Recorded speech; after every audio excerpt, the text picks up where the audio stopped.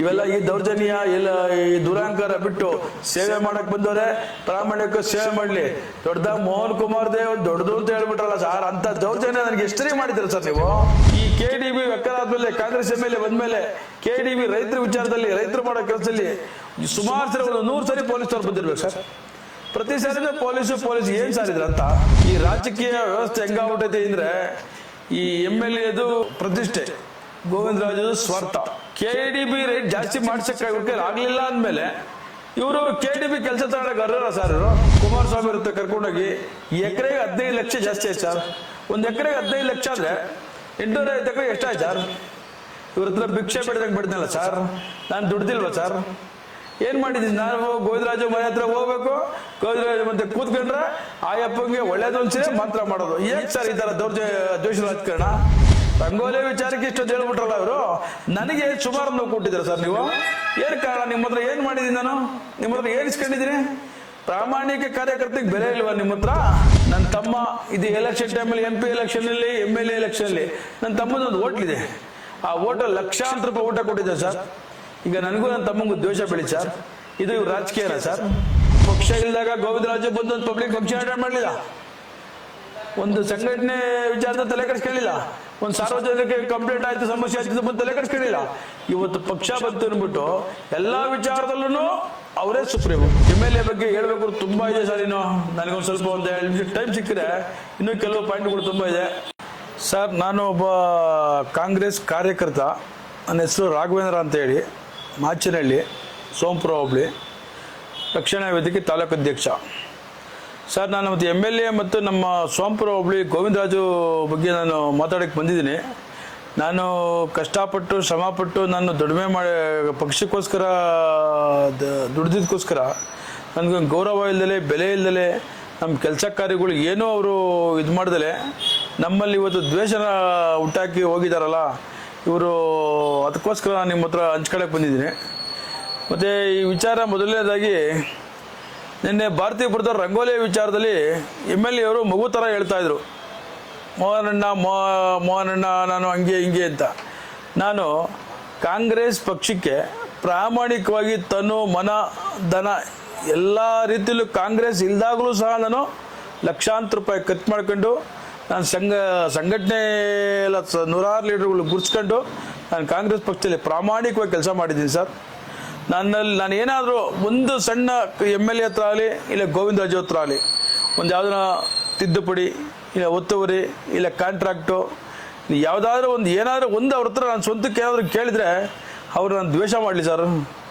ಈ ರಾಜಕೀಯ ವ್ಯವಸ್ಥೆ ಹೆಂಗಾಗ್ಬಿಟ್ಟೈತಿ ಅಂದರೆ, ಈ MLA ಪ್ರತಿಷ್ಠೆ, ಗೋವಿಂದರಾಜು ಸ್ವಾರ್ಥ. ಅಲ್ಲಿ ನಂತರ ಲೀಡ್ರ್ ಯಾರಾದರೂ ಪ್ರಾಮಾಣಿಕ ಮಾಡಿದ್ರೆ ನೀವು ಯಾವುದೇ ಲೀಡ್ರನ್ನ ಕೇಳಿ ಸರ್, ನೀವು ಯಾವುದೇ ಲೀಡ್ರುಗಳು ಬೇಕಾದ್ರೆ ಹೇಳಿ, ಓಪನ್ ಆಗಿ ಬಂದು ಹೇಳಿ. ಅವರಿಗೆ ಓಪನ್ ಆಗಿ ಬೇಕಾದ್ರೆ ನಾನು ಚಾಲೆಂಜ್ ಕೊಡ್ತೀನಿ. ನಾನು ಏನಾದರೂ ಪಕ್ಷದ ಬಗ್ಗೆ ಆಗಲಿ, ಸಮಾಜದ ಬಗ್ಗೆ ಆಗಲಿ ಏನಾದರೂ ಒಂದು ತಪ್ಪು ಮಾಡಿದರೆ ಯಾರಾದರೂ ಅದ್ರ ಬಗ್ಗೆ ಹೇಳಿ. ನಾನು ಸರ್ KDB ವಿಚಾರದಲ್ಲಿ ನಮ್ಮಲ್ಲಿ ಜಮೀನು ಹೋಗಿತ್ತು. ಆ ಜಮೀನು ಹೋಗಿದ್ದಾಗ ನಾನು MLAರು ಮತ್ತು ಶಾಸಕರ ಹತ್ರ ಎಷ್ಟೋ ಬಾರಿ ಹೋಗ್ಬಿಟ್ಟು ಕೇಳಿದೆ, 10ರಿಂದ 15 ಲಕ್ಷ ಜಾಸ್ತಿ ಮಾಡಿಸ್ಬಿಟ್ಟಿದ್ದೀನಿ ಅಂತ ನಮಗೆ ಕಣ್ಣುರ್ಸಿರು. ನಾವು ಅದನ್ನೇ ನಂಬ್ಕೊಂಡು KDB ರೇಟ್ ಜಾಸ್ತಿ ಮಾಡ್ಸಕ್ಕೆ ಇವ್ರ ಕೈಲಿ ಆಗಲಿಲ್ಲ ಅಂದಮೇಲೆ ಇವರು KDB ಕೆಲಸ ತಗೊಳಕ್ಕೆ ಅರ್ಹರ ಸರ್. ಇವ್ರಿಗೆ ಅರ್ಹತೆ ಎಲ್ಲ ಇದೆ ಇವ್ರಿಗೆ. ಆಮೇಲೆ ಈ ಹಿಂದೆ 850 ಎಕರೆ JDS ಸರ್ಕಾರ ಇದ್ದಾಗ ನಮ್ಮಲ್ಲಿ ಅವೇರಳ್ಳಿ, ಕೊಟ್ಟಿಗೆರೆ, ಬಿಲ್ಲಿಂಗ್ಕೋಟೆ, ಮಾಚನಹಳ್ಳಿ 850 ಎಕರೆ ಆಗಿತ್ತು. ನಾನೇ ಸರ್ ಸ್ವತಃ ಪ್ರತಿ ಮನೆಗೂ, ಜಮೀನು ಹೋಗೋರ ಮನೆಗೂ ಹೋಗಿ ಪಾಂಪ್ಲೆಟ್ ಹಚ್ಚಿ ಎಲ್ಲರೂ ಜನ ಕೂಡ ಆಗ್ದಾಗ ಆವಾಗಲೂ ನಾನು ಕಾಂಗ್ರೆಸ್ಸಲ್ಲಿ ಇದ್ದೆ ಸರ್. ಆದರೆ ಆ ಜನಗಳು ನೋಡಿ ಇದೇ ಕೆಲವು ಲೀಡರ್ಗಳು ಕುಮಾರಸ್ವಾಮಿ ಇರುತ್ತೆ ಕರ್ಕೊಂಡೋಗಿ ಎಕರೆಗೆ 15 ಲಕ್ಷ ಜಾಸ್ತಿ ಆಯ್ತು ಸರ್. ಒಂದು ಎಕರೆಗೆ 15 ಲಕ್ಷ ಅಂದರೆ 850 ಎಕರೆ ಎಷ್ಟಾಯ್ತು ಸರ್? ಇವ್ರ ಹತ್ರ ಭಿಕ್ಷೆ ಬಿಡ್ದಂಗೆ ಬಿಡ್ದಲ್ಲ ಸರ್. ನಾನು ದುಡ್ದಿಲ್ವಾ ಸರ್? ಏನು ಮಾಡಿದ್ದೀನಿ ನಾನು? ಗೋವಿಂದರಾಜು ಮನೆ ಹತ್ರ ಹೋಗ್ಬೇಕು, ಗೋವಿಂದರಾಜು ಮತ್ತೆ ಕೂತ್ಕೊಂಡ್ರೆ ಆಯಪ್ಪಂಗೆ ಒಳ್ಳೇದು ಅನ್ಸಿದ್ರೆ ಮಾತ್ರ ಮಾಡೋದು. ಏಕೆ ಸರ್ ಈ ಥರ ದ್ವೇಷ ರಾಜಕಾರಣ? ರಂಗೋಲಿ ವಿಚಾರಕ್ಕೆ ಇಷ್ಟೊಂದು ಹೇಳ್ಬಿಟ್ರಲ್ಲ ಇವರು. ನನಗೆ ಸುಮಾರು ನೋವು ಕೊಟ್ಟಿದ್ದೀರ ಸರ್ ನೀವು. ಏನು ಕಾರಣ? ನಿಮ್ಮ ಹತ್ರ ಏನು ಮಾಡಿದ್ದೀನಿ ನಾನು? ನಿಮ್ಮ ಹತ್ರ ಏನು ಇಸ್ಕೊಂಡಿದ್ದೀನಿ? ಪ್ರಾಮಾಣಿಕ ಕಾರ್ಯಕರ್ತೆಗೆ ಬೆಲೆ ಇಲ್ವಾ ನಿಮ್ಮ ಹತ್ರ? ನನ್ನ ತಮ್ಮನ ಹೆಂಡ್ತಿದ್ದ ಒಂದು ಟ್ರಾನ್ಸ್ಫರ್ಗೆ ಸರ್ ಈ ಸುಮಾರು ಸಾರಿ ಹೋದೆ ಸರ್. ಅಟ್ಲೀಸ್ಟ್ ಒಂದು ಸಣ್ಣ ಒಬ್ಬ ಪೊಲೀಸ್ ಟ್ರಾನ್ಸ್ಫರ್ಗೆ ಆಯಿತು ಅಂತೇಳಿ ಯಾವುದೇ ಕಾರಣಕ್ಕೂ ಅದನ್ನು ಟ್ರಾನ್ಸ್ಫರ್ ಮಾಡಿಕೊಡಿಲ್ಲ ಸರ್. ನನ್ನ ತಮ್ಮ ಇದು ಎಲೆಕ್ಷನ್ ಟೈಮಲ್ಲಿ MP ಎಲೆಕ್ಷನಲ್ಲಿ MLA ಎಲೆಕ್ಷನಲ್ಲಿ ನನ್ನ ತಮ್ಮದೊಂದು ಹೋಟ್ಲಿದೆ. ಆ ಹೋಟೆಲ್ ಲಕ್ಷಾಂತರ ರೂಪಾಯಿ ಊಟ ಕೊಟ್ಟಿದ್ದೆ ಸರ್. ಈಗ ನನಗೂ ನನ್ನ ತಮ್ಮಂಗೂ ದ್ವೇಷ ಬೆಳೀತು ಸರ್. ಇದು ರಾಜಕೀಯನ ಸರ್? ಹಿಂದೆ ಶಾಸಕರು ಎಕರೆಗೆ 15 ಲಕ್ಷ ಮಾಡಿದ್ರು. ಅವರು ಇದುವರೆಗೂ ಎಲ್ಲೂ ಒಂದು ಸಣ್ಣ ಅವ್ರ ಲೀಡರ್ಗಳಾಗಲಿ ಅವರಾಗಲಿ ಯಾರೂ ಒಂದು ಸಣ್ಣ ಕಲಾಪ ಮಾಡಲಿಲ್ಲ. ನೀವು ಇವತ್ತು ಪ್ರತಿ ಸಾರಿನೂ KDB ರೈತರ ಜಮೀನು ಹೋಗಿಲ್ಲ, ಮಾತಾಡ್ತೀರಿ ಪೊಲೀಸು ಪೊಲೀಸು ಪೊಲೀಸು. ಏನು ಸರ್ ದೌರ್ಜನ್ಯ ಇದು? ಇದು ರಾಜಕೀಯನೋ ಇಲ್ಲ ಸೇವೆನೋ ಇಲ್ಲ ದೌರ್ಜನ್ಯನೋ? ಪೊಲೀಸ್ ಸ್ಟೇಷನ್ ಯಾವ ಥರ ಮಿನಿಮಮ್ ಸರ್? ಈ KDB ಎಕ್ಕರಾದ್ಮೇಲೆ ಕಾಂಗ್ರೆಸ್ MLA ಬಂದಮೇಲೆ KDB ರೈತರ ವಿಚಾರದಲ್ಲಿ ರೈತರು ಮಾಡೋ ಕೆಲಸದಲ್ಲಿ ಸುಮಾರು ಸರಿ ಒಂದು 100 ಸರಿ ಪೊಲೀಸ್ನವ್ರು ಬಂದಿರ್ಬೇಕು ಸರ್. ಪ್ರತಿ ಸಾರಿನೂ ಪೊಲೀಸು ಪೊಲೀಸ್ ಏನು ಸರ್ ಇದ್ರ ಅರ್ಥ? ಆಮೇಲೆ ನಾನು ಸ್ಟಾರ್ಟಿಂಗಲ್ಲಿ ಸರ್ MLA ಗೆ ದೋಸ್ತರಲ್ಲಿ ಖಾಲಿ ಒಂದು ಲೆಟ್ರ್ ಕೇಳಿದೆ ಸರ್. ಆ ಲೆಟ್ರಿಗೆ ಇವತ್ತು ಯಾವ ಥರ ತಾರತಮ್ಯ ಮಾಡ್ಬಿಟ್ರೆ ಗೊತ್ತಾ ಸರ್ MLA. ಆಮೇಲೆ ನಾನು ಇದೇ ಬೇರೆ ವಿಚಾರಕ್ಕೆ ಆಫೀಸ್ ಹತ್ರ ಹೋದಾಗ ಇದೇ MLA ನನ್ನ ತಮ್ಮನ ಟ್ರಾನ್ಸ್ಫರ್ ವಿಚಾರದಲ್ಲಿ ಏನೋ 10-12 ಸರಿ ಹೋಗಿದ್ದೆ, ನಡೀತಾ ಇತ್ತು. ಅವರು ನನ್ನ ಆಫೀಸ್ ಹತ್ರ ಹೋಗಿ ಮಾತಾಡಿದಾಗ, ಏನು ರವೀಣ ಜಗದೀಶ್ ಚೌಧರಿ ಹತ್ರ ಮಾಡಿಸ್ಕೊಂಡಿದ್ದೆ, ಏನು ಬ್ಲ್ಯಾಕ್ ಮೇಲ್ ಮಾಡ್ತಿದ್ಯಾ? MLA ಮಾತಾಡೋ ಪದಾನ ಸರ್ ಅದು. ಸರ್ ನೀವು ಇದೇ MLA JDS BJP ನೀವು ವಾರ ಹಾಕ್ಸ್ಕೊಂತಿರ್ಲಿಲ್ಲ. ನನ್ನ ಕಣ್ಮುಂದೆ ಗೊತ್ತು, JDS BJP ನೀವು ವಾರ ಹಾಕ್ಸ್ಕೊಂತಿರ್ಲಿಲ್ಲ. ಆದರೆ ಇವತ್ತು JDS BJP ನನ್ನ ಬೂತಲ್ಲಿ ಇದೇ ನೀವು 6ರಿಂದ 7 ಜನ ನೀವು ಸೇರಿಸ್ಕೊಂಡಿದ್ದೀರಲ್ಲ. ಅಟ್ಲೀಸ್ಟ್ ಒಬ್ಬ ಲೀಡ್ರು ಕಷ್ಟಪಟ್ಟು ಕೆಲಸ ಮಾಡಿದ್ದೀನಿ, ಮೊದಲೇ ಹೇಳ್ದಂಗೆ ತನು ಮನ ಅದನ್ನು ಎಲ್ಲ ದಾರಿ ಹೇಳಿದ್ದೀನಿ. 50-90% ನಾನು ನಿಮಗೆ ವೋಟಿಂಗ್ ಕೊಟ್ಟಿದ್ದೀನಿ. 5-6 ಜನ ಲೀಡ್ರು ಸರ್, 2-3 ಜನ ಗ್ರಾಮ ಪಂಚಾಯತಿ ಮೆಂಬರು, ಒಬ್ಬರು ತಾಲೂಕ್ ಪಂಚಾಯತಿ ಮೆಂಬರು, ಮತ್ತು ಇನ್ನೊಬ್ಬ ಒಂದು ಹೆಸರುಗಳು ಹೇಳಿದ್ರು ಹೇಳ್ತೀನಿ ಎಷ್ಟು ಜನ ಸೇರ್ಕೊಂಡವ್ರು ಅಂದ್ಬಿಟ್ಟು. ಅಷ್ಟು ಜನ ಒಂದು ಬೂತಲ್ಲಿ ನೀವು ಅಷ್ಟು ಜನ ಲೀಡರ್ಗಳು ಸೇರ್ಸ್ಕೊಂಡಿದ್ದೀರಲ್ಲ, ಸೌಜನ್ಯಕ್ಕಾದ್ರೂ ನನಗೆ ಅಂತ ಒಂದು ಮಾತು ಹೇಳ್ಬಿಟ್ಟು ನೀವು ಎಲ್ಲ ಪಕ್ಷ ಸಂಘಟನೆ ಆಗಲಿ ಹೇಳ್ಬೋದಾಯ್ತಲ್ವ ಸರ್? ಸರ್ ಪ್ರತಿಯೊಂದು ವಿಚಾರದಲ್ಲೂ ನಮ್ಮ ನಡೆಗೆ ನಮ್ಮ ಸೇವೆಗೆ ಪೂರ್ತಿ ತೊಂದರೆ ಆಗೈತೆ. ನಾವು ಏನೋ ಅವತ್ತೇ ನಂಬ್ಕೊಂಡು ಮಾಡ್ದೋ, ನಾವೇನೋ ಒಂದೊಂದು ಅಡ್ಡಕ್ಕೆ ಚಲಕೋ ಬಿದ್ದು ಮಾಡ್ದೆ ಸರ್. ಬಟ್ ಈ MLA ಬರೋಕ್ಕಿಂತ ಹಿಂದಿಂದಲೂ ನಾನು ಲಕ್ಷಾಂತರ ರೂಪಾಯಿ ಖರ್ಚು ಮಾಡ್ಕೊಂಡು ನಾನು ಕಾಂಗ್ರೆಸ್ ಪರವಾಗಿ ಕೆಲಸ ಮಾಡಿದ್ದೀನಿ. ನಾನು ಇವಾಗ ಕಾಂಗ್ರೆಸ್ ಪಕ್ಷದಲ್ಲಿ ಇದ್ದಲ್ಲಿ 50-90% ಲೀಡಿಂಗ್ ಕೊಟ್ಟಿದ್ದೀನಿ ಸರ್. 50-90% ನನ್ನ ಬೂತಲ್ಲಿ ವೋಟಿಂಗ್ ಕೊಟ್ಟಿದ್ದೀನಿ ಸರ್. ಯಾರು ಸರ್ ಇಷ್ಟು ಜನ? ಆಮೇಲೆ ಎಲೆಕ್ಷನ್ ಆದಮೇಲೆ ನೀವು ಎಷ್ಟು ಜನ ಲೀಡ್ರ್ ಗುಡ್ಡೆ ಹಾಕೊಂಡಿದ್ದಾರೆ ಸರ್? 1, 2, 3 ಜನ, 4 ಜನ, 5 ಜನ ಅಟ್ಲೀಸ್ಟ್ ಮಾಡಿದವನಿಗೆ ಅಟ್ಲೀಸ್ಟ್ ಸೌಜನ್ಯಕ್ಕಾದ್ರೂ ಒಂದು ಕರೆದು ಮಾತಾಡ್ಬೋದು ಅಲ್ವಾ ಸರ್? ಏನೂ ಇಲ್ಲ, ನಿಮ್ಮ ಇಷ್ಟ ಬಂದಾಗ ಮಾಡಿ ಬೇಕು ಅಂತಲೇ ನಮ್ಮನ್ನು ಇವತ್ತು ತುಳಿಯೋಕೆ ಮಾಡಿದ್ರಲ್ಲ. ಏನು ಸರ್ ನಿಮ್ಮ ಉದ್ದೇಶ? ಬರೀ ಭಾರತೀಯ ಪೂರ್ವ ದೊಡ್ಡ ಹೇಳ್ತೀರ. ನಾವು ನಿಮ್ಮ ಹತ್ರ ಬಂದಾಗ ಒಂದು ಪ್ರೀತಿ ಕೊಡಿ ಅಂತ ಕೇಳ್ಕೊಂಡಿದ್ದೀನಿ. ಆ ಪ್ರೀತಿ ಇಲ್ಲ ನಿಮ್ದು ಏನೋ ಒಂಥರ ಈ ರಾಜ್ಯ ಆಗಿದ್ದಿರೋ ಥರ ರಾಜ ಥರ ನೀವು ಆಡಿದ್ರಲ್ಲ. ಇದೇ ಸರ್ ನಾವೆಲ್ಲ ನಿಮ್ಮ ನೆಲಮಂಗಲದಲ್ಲಿ ಎಲ್ಲೋ ಲೀಡರ್ಗಳ ಹತ್ರ ನಾನು ಗುರ್ಸ್ಕೊಂಡಿದ್ದೀನಿ ಸರ್. BML ಆಗ್ಬೋದು, ಗಿರಿಧರ್ ಆಗ್ಬೋದು, ಬಸವನಹಳ್ಳಿ ಉಮೇಶಣ್ಣ ಆಗ್ಬೋದು, ರಾಜಣ್ಣ ಆಗ್ಬೋದು, ಗಣೀರ್ ಆಗ್ಬೋದು, ಆಮೇಲೆ ಇದು ತುಂಬ ಜೊತೆ ಗುರ್ತಿಸ್ಕೊಂಡಿದ್ದೀನಿ ಸರ್. ಸೋಂಪುರದಲ್ಲಿ ಸರ್ ಎಲ್ಲ ರೀತಿ ಶಿವಣ್ಣವ್ರಿಗಿಂತ ನನಗೆ ಗೋವಿಂದ ಶಿವಣ್ಣವ್ರು ಬದುಕಿದ್ದಾಗ MLA ಅವರು ನನಗೆ ಅಂಥ ಲೀಡರ್ಗಳ ಹತ್ರ ನಾವು ಗುರ್ತಿಸ್ಕೊಂಡಿದ್ದೀನಿ. ಅವ್ರು ಯಾರೂ ನನಗೆ ಕೆಟ್ಟವ್ರು ಅನ್ನಲಿಲ್ಲ. ಆಮೇಲೆ ಇವತ್ತು ಸೋಂಪುರದಲ್ಲಿ ನೀವು ಯಾರ್ಯಾರ ಬಗ್ಗೆ ಹೇಳಿದ್ರಲ್ಲ, ತೀರ್ಥಪ್ರಸಾದ್ ಆಗ್ಬೋದು, ಮೋಹನ್ ಕುಮಾರ್ ಆಗ್ಬೋದು, BMS ಆಗ್ಬೋದು, BPS ಆಗ್ಬೋದು, ತುಂಬ ಲೀಡರ್, ನಮ್ಮ ಚಿಕ್ಕಪ್ಪ ಜಯಣ್ಣವ್ರು ಆಗ್ಬೋದು, ತುಂಬ ಲೀಡರ್ಗಳು ಆಗ್ಬೋದು. ಕೇಳ್ಕೊಳ್ಳಿ, ರಘು ಅವನು ಏನು ಗುರಿ ಏನೋ, ಅವನ ದಾರಿ ಏನೋ, ಅವನು ಯಾವತ್ತಾರು ಒಬ್ರಿಗೆ ಅನ್ಯಾಯ ಮಾಡಿದ್ರೆ ಒಬ್ರಿಗೆ ಮೋಸ ಮಾಡಿದಾನ. ಒಬ್ಬ ಇಂಥ ಕಾರ್ಯಕರ್ತನ ನೀವು ಪಕ್ಷ ಇಲ್ಲದಾಗ ಗೋವಿಂದರಾಜು ಬಂದು ಒಂದು ಪಬ್ಲಿಕ್ ಫಂಕ್ಷನ್ ಅಟೆಂಡ್ ಮಾಡಲಿಲ್ಲ, ಒಂದು ಸಂಘಟನೆ ವಿಚಾರದ ತಲೆ ಕೆಡಿಸ್ಕೊಳ್ಳಿಲ್ಲ, ಒಂದು ಸಾರ್ವಜನಿಕ ಕಂಪ್ಲೇಂಟ್ ಆಯಿತು, ಸಮಸ್ಯೆ ಆಯ್ತು ಬಂದು ತಲೆ ಕೆಡಿಸ್ಕೊಳ್ಳಿಲ್ಲ. ಇವತ್ತು ಪಕ್ಷ ಬಂತು ಅಂದ್ಬಿಟ್ಟು ಎಲ್ಲ ವಿಚಾರದಲ್ಲೂ ಅವರೇ ಸುಪ್ರೀಮು. ಆಮೇಲೆ ಸರ್ ನಮ್ಮೂರಲ್ಲಿ ಒಂದು ನಾಟಕ ಆಡಿದ್ರು, ಸ್ವಂತ ನಮ್ಮೂರಲ್ಲಿ. ಆ ನಾಟಕ ಆಡಿದಾಗ ಈ ಮಾಮೂಲಿ ಪಂಚಾಯತಿ ಲೆವೆಲ್ ಲೀಡರ್ಗಳು ಹಾಕೊಂಡಿದ್ದಾರೆ, ಅದು ನನ್ನ ಹೆಸರು ಸಹ ಹಾಕಿದ್ರು. MLA ಹತ್ರ ಕಾರ್ಡ್ ಕೊಡೋಕೆ ಹೋದಾಗ MLA ಏನು ಹೇಳ್ಬೇಕು ಸರ್? ಅವ್ರ ವಿರೋಧಿಗಳಾಗಲಿ ಯಾರಾಗಲಿ ಏನು ಹೇಳಬೇಕು? ಗೋವಿಂದರಾಜು ಹೆಸರು ಹಾಕಿಲ್ಲ, ನಾನು ಬರೋಲ್ಲ. ನಾವೇನಾಗಬೇಕು ಸರ್ ಅಲ್ಲಿಗೆ? ನಮ್ಮ ಗೌರವ ಏನಾಗುತ್ತೆ? ಕಷ್ಟಪಟ್ಟು ನಿಮಗೆ ನಾವು ಇಷ್ಟೆಲ್ಲ ಇದು ಮಾಡಿದಾಗ MLA ಬಗ್ಗೆ ಹೇಳಬೇಕು ತುಂಬ ಇದೆ ಸರ್. ಇನ್ನು ನನಗೊಂದು ಸ್ವಲ್ಪ ಒಂದು 2 ನಿಮಿಷ ಟೈಮ್ ಸಿಕ್ಕರೆ ಇನ್ನೂ ಕೆಲವು ಪಾಯಿಂಟ್ಗಳು ತುಂಬ ಇದೆ. ನಮ್ಮೂರಲ್ಲಿ ಸರ್ ಹಿಂದೆ JDS ಅವರು ತುಂಬ ಕೆಲಸ ಮಾಡಿದ್ದಾರೆ ಸರ್. ಅಟ್ಲೀಸ್ಟ್ ನನ್ನ ಮರ್ಯಾದೆಗೋಸ್ಕರ ಅವರು ಅಟ್ಲೀಸ್ಟು ನಮ್ಮೂರಿಗೆ ಕೆಲಸ ಮಾಡಿ ಸರ್. ರಘುಣ್ಣ 1 ಕೋಟಿ ಹಾಕ್ಬಿಟ್ಟಿದ್ದೀನಿ, 1.5 ಕೋಟಿ ಹಾಕ್ಬಿಟ್ಟಿದ್ದೀನಿ, ಹಂಗೆ ಅಂತ 3 ವರ್ಷದಿಂದ ಹಿಂಗೆ ಹೇಳ್ಕೊಂಬಂದ್ರು ಸರ್. ಈಗ ಮೊನ್ನೆ ಯಾವುದೋ ಪೂಜೆ ಮಾಡಿದ್ದಾರೆ. ಆಮೇಲೆ ಇವರು ಇಷ್ಟೆಲ್ಲ ಹೇಳ್ತಿದ್ರಲ್ಲ ಸರ್, ನಾನು ನಮ್ಮೂರಲ್ಲಿ ಪ್ರಪ್ರಥಮವಾಗಿ ಕಾಂಗ್ರೆಸ್ಗೆ ಪ್ರಾಮಾಣಿಕವಾಗಿ ಕೆಲಸ ಮಾಡೋದು. ನಾನು ನಮ್ಮೂರು ರಂಗೋಲಿ ಹಾಕಕ್ಕೆ ಬಂದಿಲ್ಲ ಸರ್. ಯಾರೇ ರಾಜಕೀಯ ಮಾಡಲಿ ಏನೇ ಮಾಡಲಿ, ಈಗ ಲೀಡ್ರುಗಳ ಅಸಮಾಧಾನ ಸಹಜವಾಗಿ ಇದ್ದೇ ಇರ್ತದೆ.